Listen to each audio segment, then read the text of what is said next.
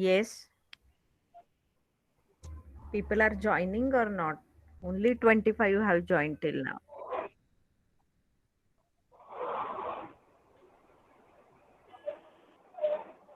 Deep, we can start with the presentation. Okay, ma'am. Yeah. So today I'll be doing a presentation on an Indian statistician named P.C. Mahalanobis. So the points that I'll be going through is introduction on like who he was and like what exactly was his work and all. Then his education that he did. Then the contributions that he has made to the statistics for the development of India. And in lastly in that I will be going through the concepts that he has introduced, like Mahalanobis distance and the large-scale sample surveys, how he has done. And in the end, I'll be showing a few, like what affiliations he had in India and outside India and the awards that he has received. So, P.C. Mahalanobis, also known as Prafulla Chandra Mahalanobis, he was an Indian scientist that studied physics, like he was a major in physics, and he developed an interest in statistics as he went to study abroad. Um, where he was further pursuing his studies in physics. So he's best remembered for the Mahalanobis distance, which is a statistical measure used to compare a distribution or two different distributions. He founded the Indian Statistical Institute and contributed to the designs of large-scale sample surveys.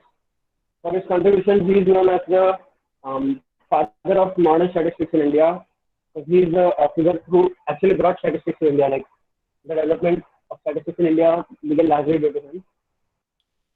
So he was born to an academically oriented family where he was like his family was largely into studies. So his early education were done in a local school in Calcutta, and during his honors he had attended the Presidency College where he studied under quite some famous figures such as uh, Jagdish Chandra Bose, and he had some fellow classmates like Subhash Chandra Bose, who was his junior at that time. So after doing his majors in physics from Presidency College, he to study physics and mathematics at the University of Cambridge. So as he completed his studies in Cambridge, when he was like, as he was leaving Cambridge, he came to know about a bit about statistics and what exactly it is through one of his professors there. So that's where he actually got interested in the concept of statistics, and from there he further developed everything else.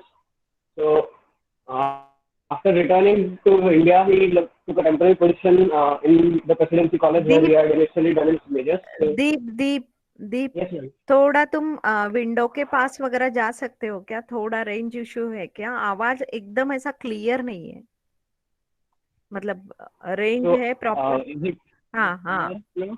या ना okay, I'll speak a little bit slowly and more clear, so it's better. Yeah okay okay okay, no problem, go ahead Deep.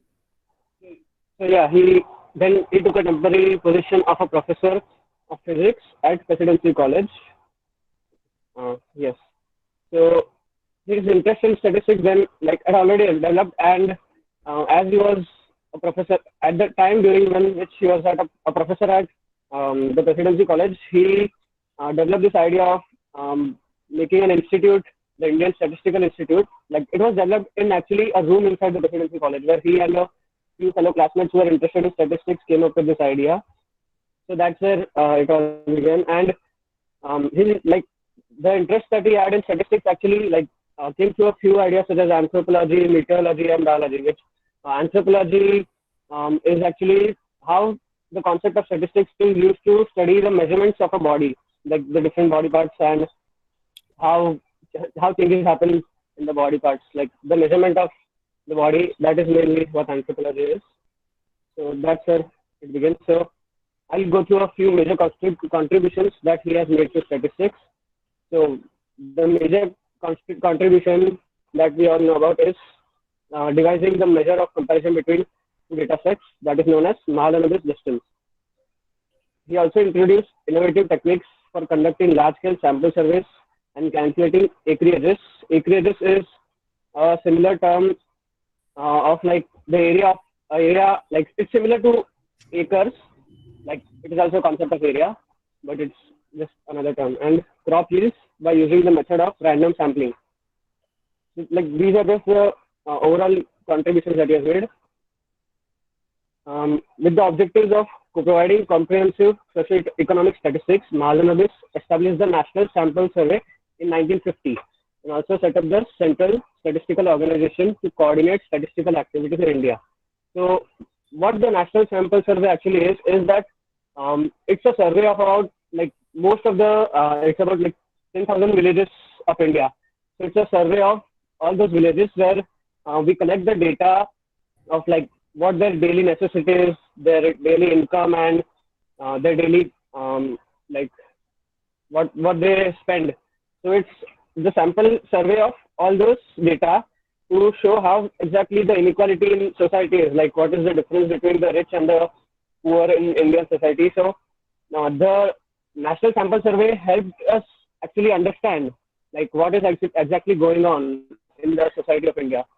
So like from independence, we have conducted about 70 national sample surveys, which has like helped us get an idea of how the inequality in society is. So it has been a huge help for the development of India. And next, he was also a member of the Planning Commission of India from 1955 to 1967. Now, as you know, the Planning Commission is like, it develops a 5-year plan for the overall development of India. And like the Planning Commission's second 5-year plan was encouraged by the development of heavy industry and relied on Mahalanobis' mathematical description of the Indian economy, which later became known as the Mahalanobis model. So these are his major contributions. So I'll go a bit like just explain the concept of what Mahalanobis distance is, like not too bit into the details, just get an idea of it. So the Mahalanobis distance is a measure of the distance between a point P and a distribution D. Like if we have a distribution, so like any measure which can be used to define a distribution. So like suppose in this case, it is the idea of measuring how many standard deviations away P is from the mean of D. Like we are using the measure of mean of the distribution D. So it is basically how any point selected, how does it differ from the mean of the distribution. That is what the Mahalanobis distance exactly does. So it can be like the distance is 0 if P is at the mean of D, which means that if the point you have selected is at the mean of the distribution, the distance is measured as 0, and it grows as P moves away from the mean along each principal component axis. So here it's a bit complicated. Like actually, there's another concept known as Euclidean distance, where when the axis of the like there suppose wait, I'll show the slides. So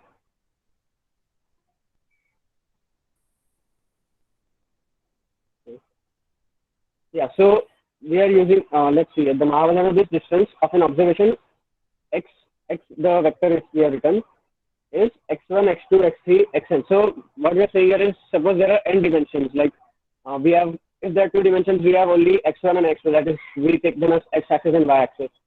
So in this case, suppose we have n dimensions. So we are taking the distance of the observation from a set of observations with mean u. Means the mean u bar that is the mean of the distribution D. Like this is how we are defining it. It is written in a matrix form. So it is also with n dimensions. So we are writing it as the matrix like transpose of the matrix u1, u2, u3, un. So Euclidean distance is actually the distance on the axis. Okay, wait. I'm not showing the covariance matrix, right? But basically, this the Mahalanobis distance is defined as the x bar minus u bar. So x bar is the matrix x1, x2, x3, xn, the transpose matrix of that, like the coordinates. So if x is my point, so its coordinates can be written as x1, x2, x3. So I have written that it's written in a matrix form, and the transpose of that From that, we are subtracting the matrix of the mean of the distribution, which is mu1, mu2, mu3, mu1. So that matrix is then multiplied to the inverse of the covariance matrix. Now the covariance matrix is basically the covariance between each of the axes of the, like, if there are n dimensions, so there are n axes. So the covariance between each of these axes is defined as, when put in a matrix form, is defined as a covariance matrix. So like the first element A of 1 comma 1 of a covariance matrix would be the covariance between x1 and x1, which can be also written as the variance of x1. Then the element 1 comma 2 will be the covariance between x1 and x2. So that is how the covariance matrix is formed, and S inverse is the inverse of that matrix. And after that, when multiplied to the x bar minus x vector minus mu vector again, without taking the transpose. So this is what the Mahalanobis distance is. So what happens, like, if the what we have, the covariance matrix S. So when the axis, like if there is, suppose the axes are changed to the eigenvectors, so when that happens, the covariance between the different axes becomes 0. Like at that moment, basically it can be reduced and rescaled to a format such that the S matrix, covariance matrix, becomes identity matrix. So it is written in the last line that if the covariance matrix is the identity matrix, the Mahalanobis distance reduces to the Euclidean distance. Like it becomes the general format. So like in that case, like the covariance, like the variance between variance of the each axis will become 1, and the covariance between all the axes will become 0. When that happens, it is reduced to Euclidean distance. So this concept is a bit unclear, so I just like showed what the formula is and how exactly it works. I can't show in much detail because I also don't understand it much better. So this is like what the gist of it is. You can just read.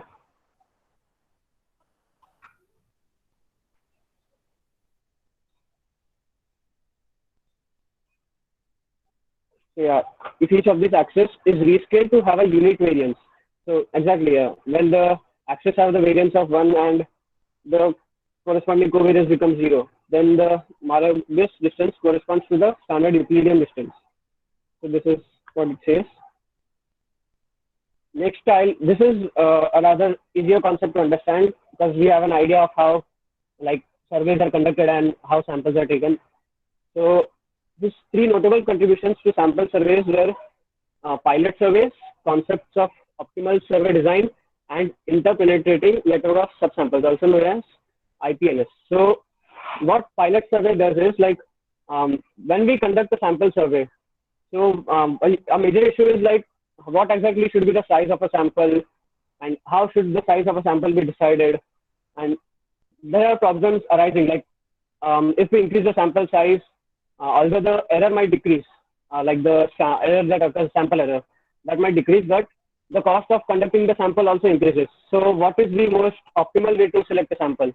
So the pilot survey concept that Mahalanobis helped develop was how to solve this. Like, what is the optimal way to select a sample size such that we also can reduce the error and also optimize the cost of the survey. So that is what pilot survey is, and then the concept of optimum survey design. So like, what exactly method should we use to solve this survey? Like once you have conducted a survey, what method should be used to best like analyze that data? And optimum survey design stresses the Mahalanobis philosophy that all the resources provided for a survey should be used optimally, going beyond the mathematical proposition such as sampling error should be minimized for a fixed cost, or cost should be minimized for a fixed sampling error. So what this statement says is that we cannot just theoretically do it. Like once you have conducted a sample and just directly, if you want to say that the aim of the sample was to reduce the sampling error for a fixed cost, or like the cost should be minimized for a fixed sampling error. So we can't just do it theoretically. The optimum survey design should also help consider other factors, like suppose we consider like the resources we put into it and how it's affecting the sampling errors. Like it's not always correct to just minimize the sampling error and have a fixed cost. Like it majorly it shows like what is the correct way to do it. And then the third point is that um, okay, interpreting network of subsamples. Yes. So this also has had a huge impact on like how do we conduct the surveys. Like when the non-sample survey errors occur, like errors in the process of collecting the data or in processing the data, also in like uh, the when the investigation is done, like how the questions are asked and how the sample is collected.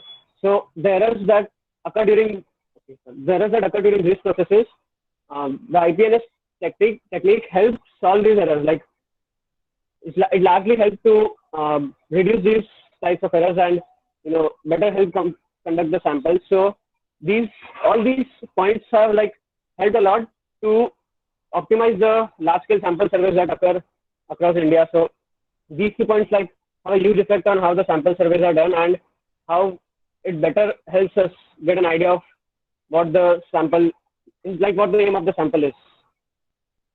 So the IPNS technique, while being a tool for assessing and controlling the knowledge sampling errors in the survey, also permits evaluation of variances between investigators, coders, and other workers in the various stages of processing. Exactly. So it also helps us evaluate the variances between investigators. Like there might be like different investigators are there for different areas from where the samples are collected. So how these investigators are collecting data and how it changes depending on the area they are on. So this technique helps us even take these kind of errors into consideration. So it helps us reduce these errors. So this was actually a huge help in how the sample surveys were done. So it is interesting to note that as early as in 1937 itself, Mahalanobis had considered the possibility of air surveys using sensitized films for estimating of crop acreage. So this is like how much of an area of a crop should be exactly, it's written in the next point. He introduced a method for estimating crop yields, which involves statisticians sampling in the fields by cutting crops in a circle of diameter of 4 feet. So this was like a technique to help best optimize how the crop should be harvested. This was like majorly for that. So these are like the main contributions that he had done. We'll go through them again.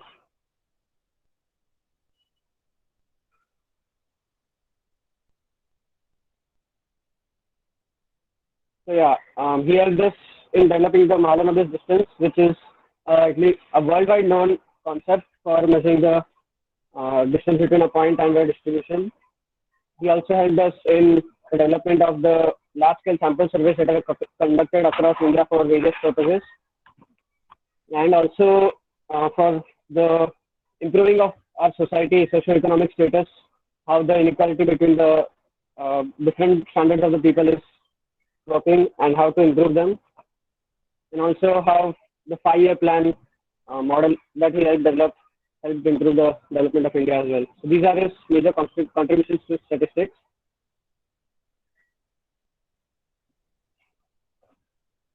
Now, the affiliations and honors. So, P.C. Mahalanobis was affiliated with several organizations. In 1931, he founded the Indian Statistical Institute in Calcutta. In the next 2 decades, he founded the National Sample Survey, which we talked about, how the sample surveys conducted in about all the villages across India, and the Central Statistical Organization to serve as a statistical agency for government data collection. He served on the Planning Commission of India from 1955 to 1967, where he applied his mathematical reasoning to Indian industry. P.C. Mahalanobis was chairman of the United Nations Subcommission on Sampling from 1947 to 1951. In 1949, he was named Honorary National Statistical Advisor of India. In 1968, he was awarded the Padma Vibhushan which is a widely known award for like the great people across India for his work in science and mathematics. So basically, like PC Mahalanobis was a huge, like he was a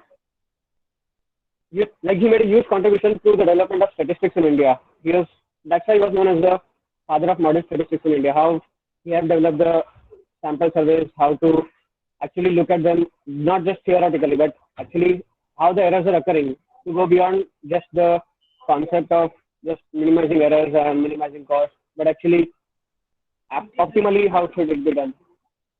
So these are his huge contributions. These are the sites that I used to collect the data and refer. So, yeah, thank you.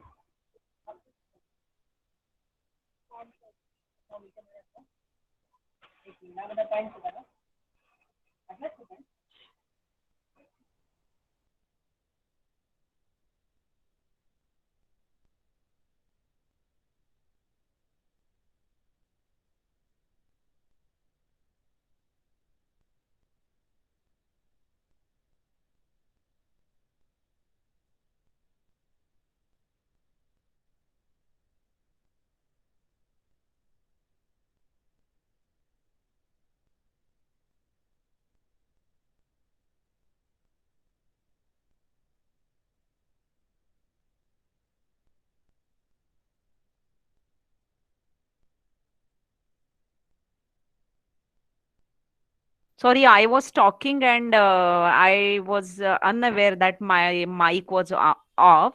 So, Deep, it was really a very great presentation by you. People from this class, they were not knowing about the name also of PC Mahalanobis, and you introduced him in a very well manner.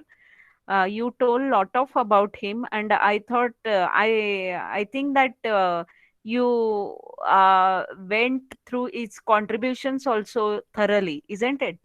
So you could Yes, present ma'am. about, yeah, you could get Like I lot of, knew exactly, but I was not able to explain a bit properly, like the yeah, concept of but at that least itself. you went through all those things because people are getting scared by just looking at that Mahalanobis distance It is a bit complex. definition and all those things, but you explained it very well.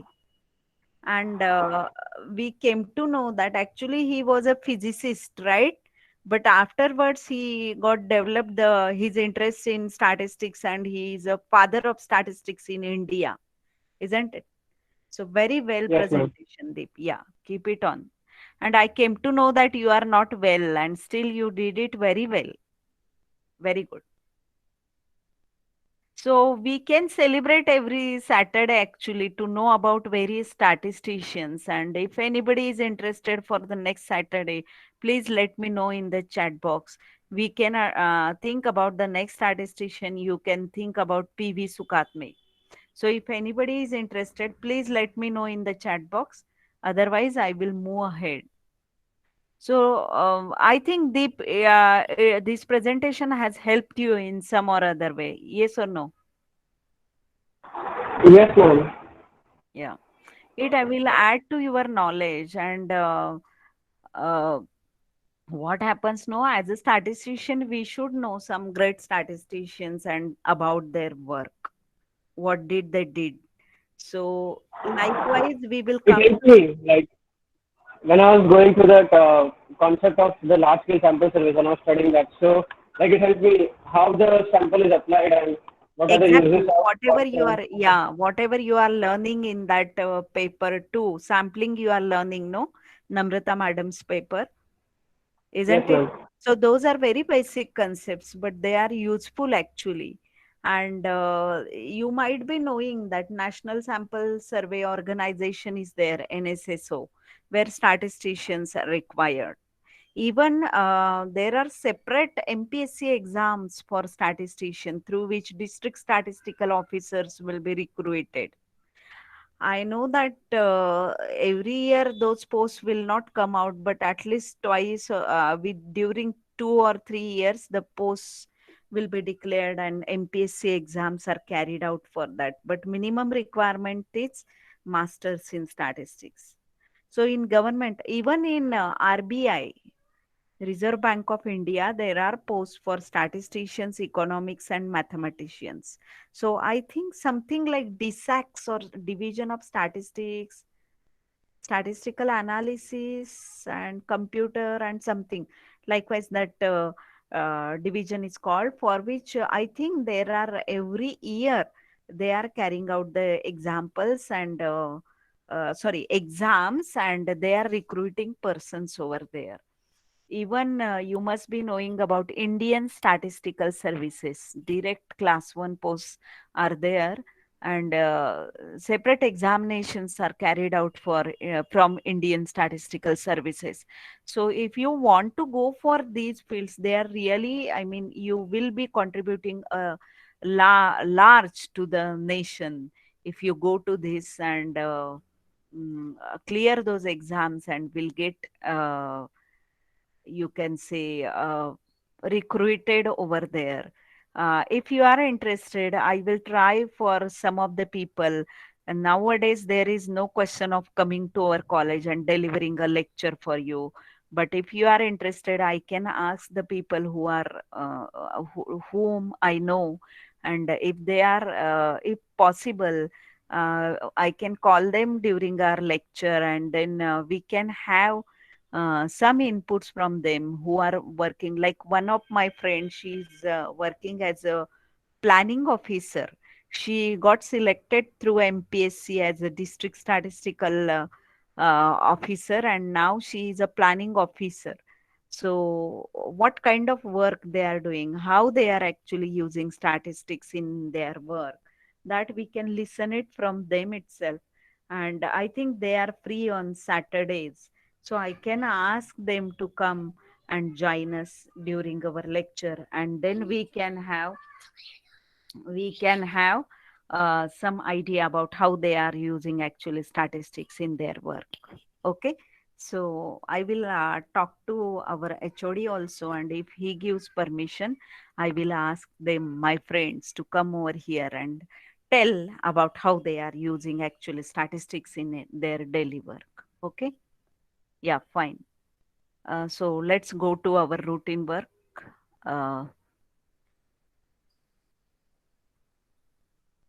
Yeah, let's come out of the presentation and go to our daily work. That is, we are seeing actually how to find the solution to the transportation problem. Now, last time also I told you, first we will find initial basic feasible solution to the transportation problem, and then we will go for the optimum one.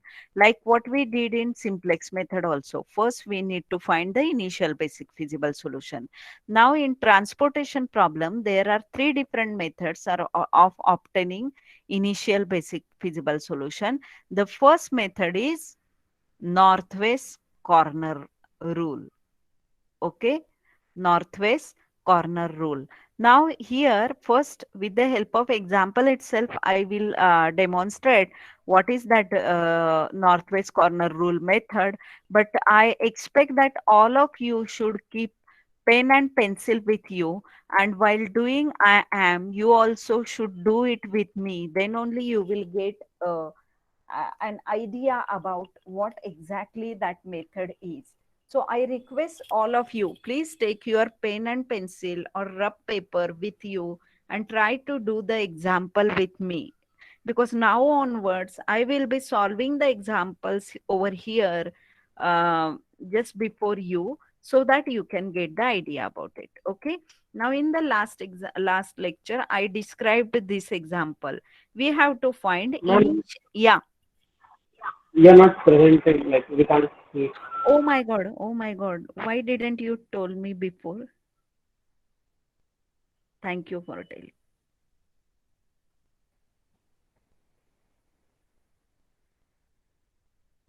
Yeah, so please take your pen and paper with you and try to solve the examples along with me, because I am also solving it over here only. Like simplex method, I cannot show you the solved examples because then you will not be able to understand it. Okay, so I am trying to solve it before you. Let's see what happens. Whatever is coming to my in my mind, I will try it over here before you. because then only you will understand it in better way. That is what I think. Otherwise, what I can do is I can solve the examples and just put solved example before you, but I think that will not work better. Okay. So as I told you, I'm going to start with first method of finding initial basic feasible solution to the transportation problem, and the method is northwest corner rule. Okay. So these are the examples where we have to find out the initial basic feasible solution. Okay. So we have to find initial basic feasible solution to the following transportation problem by northwest corner rule. Now, I described this transportation problem in the last lecture.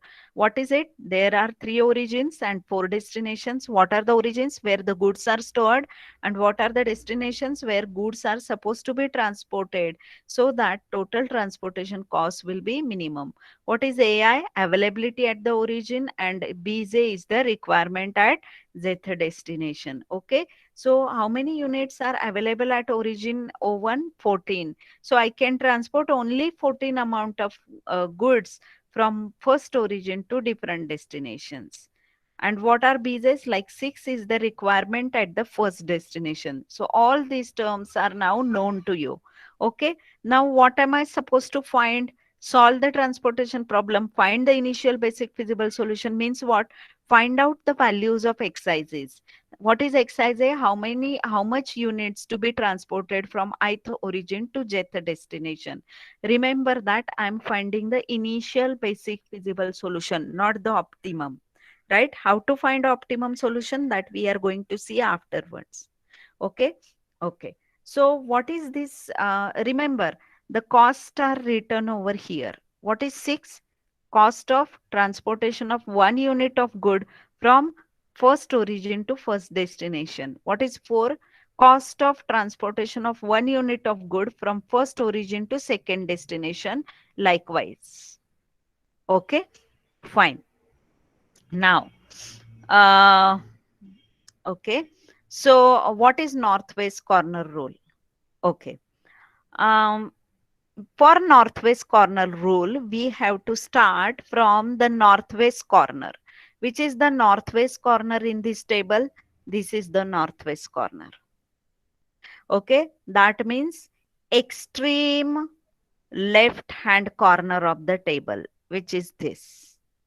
Okay. Now here I have to allocate the minimum of A1 comma BJ. What is A1? A1 is 14. What is B1? B1 is 6. What is the minimum of 6 comma 14? It is 6. Right? So allocate amount 6 over here. Are you getting? Allocate amount 6 over here. Why 6? Because it is minimum of 6 comma 14. Now what do we mean by allocation of 6 over here? From origin O1 to destination D1, you can transport 6 amount of goods, 6 quantity of goods. Why 6 only? क्योंकि why we have chosen minimum of 6 comma 14? Because यहाँ पे minimum क्यों choose करते हैं? Because 6 comma 14 में minimum is 6 means what? Though I can send 14 amount of goods from origin O1, since requirement at the destination D1 is only 6, I can transport only 6 amount of goods from origin O1 to destination D1. That is why we are choosing the minimum amongst it. Are you getting? So at the upper left hand corner, or you can say northwest corner, you allocate the fee maximum feasible amount. What do we mean by maximum feasible amount? जितना maximum हो सकता है उतना transport करो. But यहाँ पे कितना maximum हो सकता है? रिक्वायरमेंट अगर 6 है, even though availability is of 14 units, I cannot transport 14 from here to here. what I can transport is whatever is either the minimum requirement or minimum availability. right? So whichever is minimum amongst them, requirement and availability, allocate the amount over here depending on what is the minimum amongst the two. Okay, तो क्या हो गया, origin O1 के यहाँ though 14 units were there, I can only transport 6 to D1. Why? Because requirement at D1 is only 6. Is it clear? Now what happened, D1 destination की यहाँ जितनी requirement है वो सेटिस्फाई हो गई क्या? हो गई, 6 यूनिट्स उसको चाहिए थे, those we are sending it from O1. So यहाँ की रिक्वायरमेंट सेटिस्फाई हो गई, so you cross out this column now, क्योंकि यहाँ पे रिक्वायरमेंट सेटिस्फाई हो गई. Now I don't have to look for this any more. Destination D1 के यहाँ जितनी भी रिक्वायरमेंट थी वो सेटिस्फाई हो गई. So you cross out that column. Why column? क्योंकि यहाँ के रिक्वायरमेंट सेटिस्फाई हो गई. Okay, so you have to put a line for this. Requirement satisfy हो गई. Now don't look for column 1 hereafter. Is it clear? So I am requesting you to put a pen and pencil with you and you solve it with me. Then only you will be able to understand it. Okay, now what next? Already I have transported from origin O1 to destination D1 6 units of goods, right? So now how many are remaining at this origin O1? How much units of goods are remaining at origin O1, A1? Sorry, O1, I will write it over here. Earlier, they were how many? 14. Now 6 we have transported. So how many are remaining now? I am putting a line on this 14. And whatever are remaining, that I am writing over here. How much will remain? 14 minus 6, that is equal to 8. Now 8 units of goods are remaining at origin O1. Is it clear? Are you getting the concept? Now, if the column is crossed off, you start with the next northwest corner that will be at here. Where? At this 4. Which is the next northwest corner? At this 4. Okay. Now we will make the second entry over here. Just a minute. Let me take the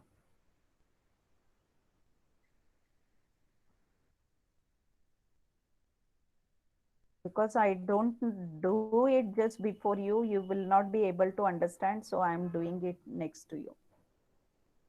Okay. Now how much will be the entry over here? How much units of goods now I can transport from O1 to D2? Again, you look for minimum of whatever is remaining over here, comma 10. Now, how much is remaining over here? 8 units of goods you can transport from origin O1 to destination D2, right? But now what is the requirement at O1, D2? It is of 10. And what is the availability at O1? It is 8. So how much I can transport from O1 to D2? Because only 8 units are available and requirement at D2 is more than 8, I can transport all 8 which are available at here to D2, isn't it? So now I will write minimum of 8 comma 10, which is 8 over here. Are you getting? Now what is over? यहाँ पे O1 के यहाँ से I have transported 6 units to D1 and 8 units to D2. So all the availability at origin O1 is now over, right? So what should I cross off now? I should cross off the first row now. Are you getting? So This will be crossed off. Now you don't look after this. तो क्योंकि यहाँ पे जितनी भी require availability थी वो सब खत्म हो गई. Isn't it? So you cross off this row now. Are you getting? Now what next? You go to the next northwest corner. Which is that now? This will be the next northwest corner. Okay. How much I can allocate to the next northwest corner now?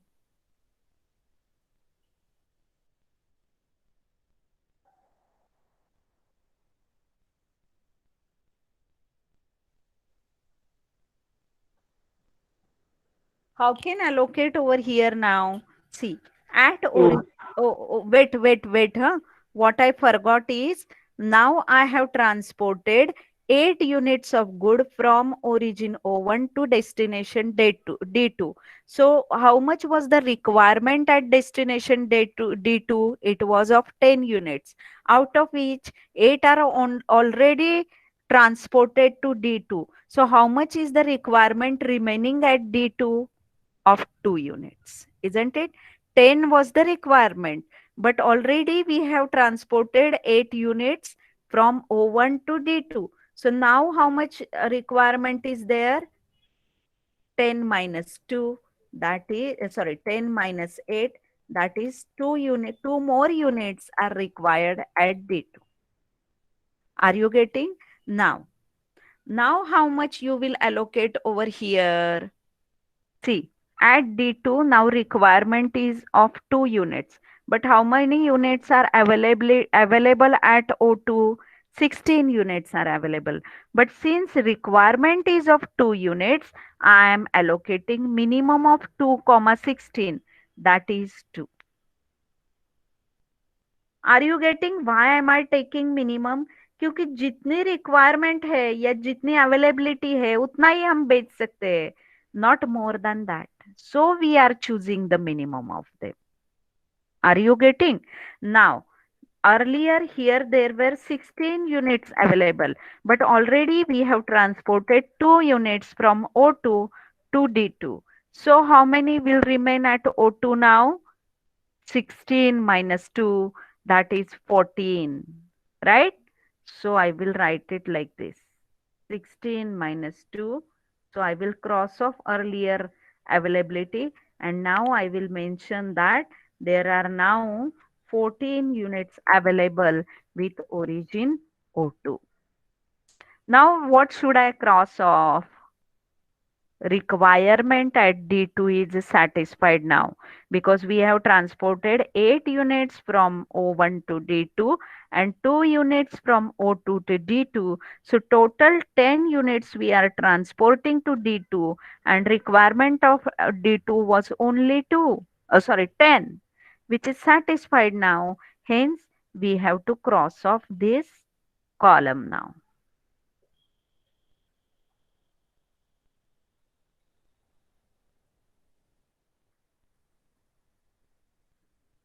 Is it clear? Now, which is the next northwest corner? This is the next northwest corner, right? So, we have to make a entry over there.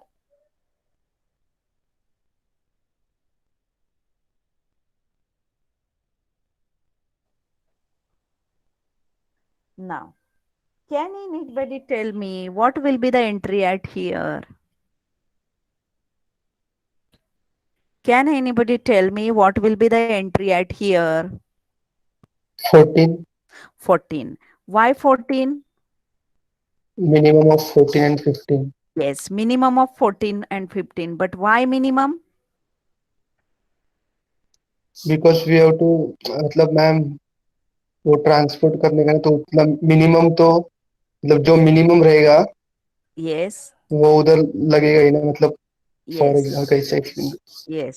क्योंकि देखो what is the uh, बेटा हाँ what is the availability at O2? It is 14. What is the requirement at D3? It is 15.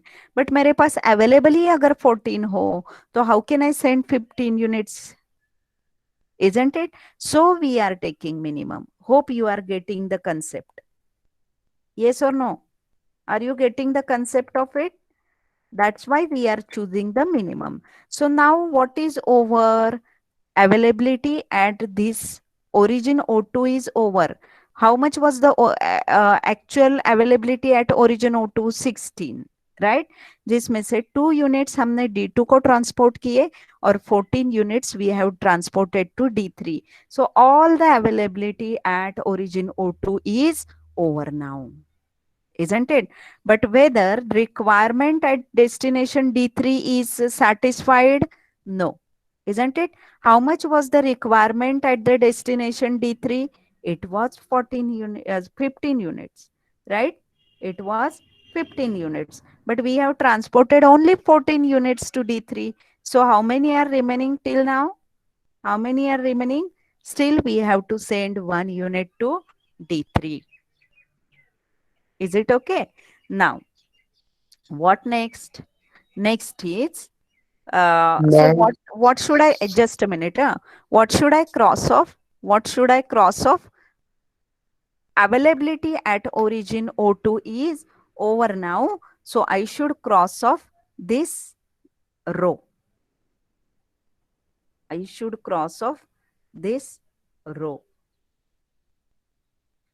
Now what is remaining?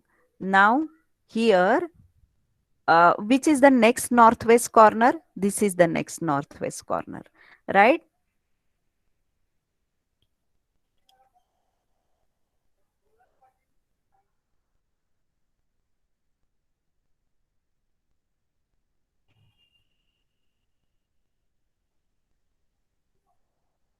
So this is the next northwest corner. Now how much I can allocate at this northwest corner? Look at here, minimum of 1 comma 5, which is 1, isn't it? क्यों 1? क्योंकि यहाँ पे 15 के ही requirement है. अगर मैंने यहाँ पे 1 डाला तो ही 14 प्लस 1 15 अमाउंट ट्रांसपोर्ट हो जाएंगे D3 को, right? So we are choosing the minimum. So we are choosing the minimum. So now the requirement at this destination will get over, right? How many units will remain with O3 now? With O3, we will be having already 1 unit we have transported. So now how many will remain? 4 will remain,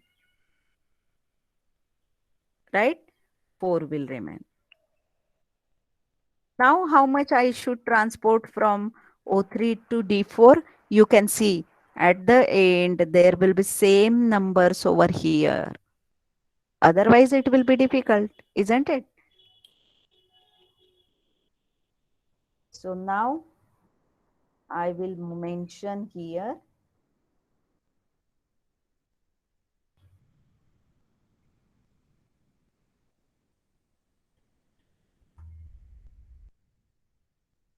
minimum of 4 comma 4 is 4, isn't it? So here it will be 4 now. Are you getting? Are you getting? Now there is one check. Which check? Sum of these numbers should be equal to this original number for each row as well as for each column. So look at here. 6 plus 8, 14. 2 plus 14, 16. 1 plus 4, 5. Similarly, here only 6 is there and 6. 8 plus 2, 10. 14 plus 1, 15. 4, 4. इसका मतलब क्या? हर origin के यहाँ जितनी भी availability थी उतना हमने गुड ट्रांसपोर्ट किया, एज वेल एज हर डेस्टिनेशन के यहाँ जितनी रिक्वायरमेंट थी उतने ही गुड्स हमने ट्रांसपोर्ट किए. That's it. हाँ, who was asking what? Somebody नहीं और? नहीं मैम क्लियर हुआ. क्लियर हुआ? ओके. और किसी को कुछ भी डाउट है?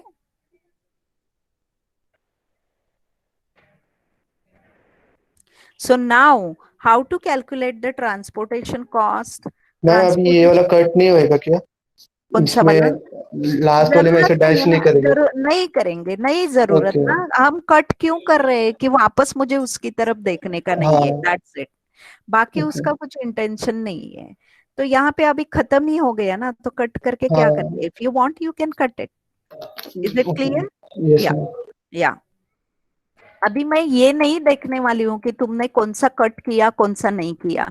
मैं क्या देखने वाली हूँ?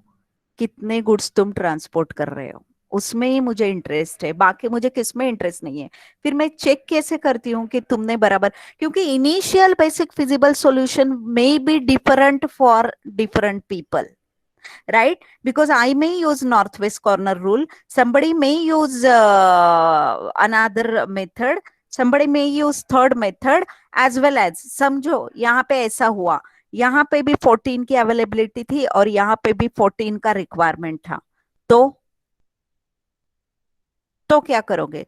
तो दोनों तरफ सेम है, तो आई में यूज 14 ओवर हियर, और रो भी क्रॉस ऑफ होगा और कॉलम भी क्रॉस ऑफ होगा, right? And you will go to the next northwest. We will see through examples anyway, but initial basic feasible solution may be different for different students because they may use different methods for obtaining it, right? But final optimum solution may be the one. Okay, now what will be the transportation cost as per this schedule now? How many units I'm transporting from first origin to first destination? 6 units. And what is the cost of transportation of a single unit of good from O1 to D1? 6 rupees. So total transportation cost for transporting 6 amount of goods from O1 to D1 will be 6 into 6, that is 36. Are you getting?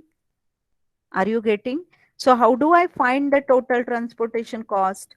6 into 6 plus what will be the next?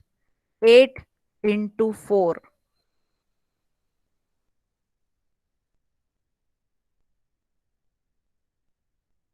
right? Plus what will be the next? 2 into 9 plus 2 into 9 plus what will be the next? 14 into 2, 14 into 2 plus 2 minute में खत्म हो जाएगा, plus 1 into 6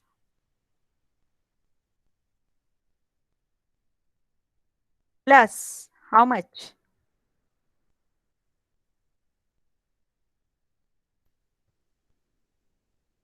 ओ यहाँ पे गलती से bracket है,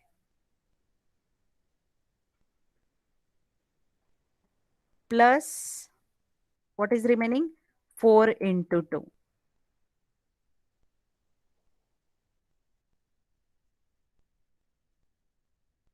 Okay, so whatever is the final answer, that is the cost of transportation of this much amount of goods from different origins to different destinations. You can find out this transportation cost now. Okay, now you can see in these cells there are no such boxes. What does it mean? यहाँ से यहाँ how many goods we are transporting? 0, means no transportation. See, this is actually x11. What is x11? X11 is equal to 6. How many units we are transporting from O1 to D1? What is this number 8? X12. Then how much is the X13? 0. X14 is 0. Means no units are transported from O1 to D3 and O1 to D4. Likewise. Is it clear? Is it clear? Now, the cells, these are cells. एक एक box जो है उसको बोलते हैं cells. The cells where we are getting allocation means जहाँ पे xij positive है, those cells are called as basic cells. Remember, those cells are called as basic cells, and remaining cells where the allocations are not there, they are called as non-basic cells. Hope till this the things are clear to you. Just write in the chart box whether you got whatever I told today or not. And from the next lecture onwards, you keep a notebook and pen with you during the lectures. Is it clear? Write in the chat box, please.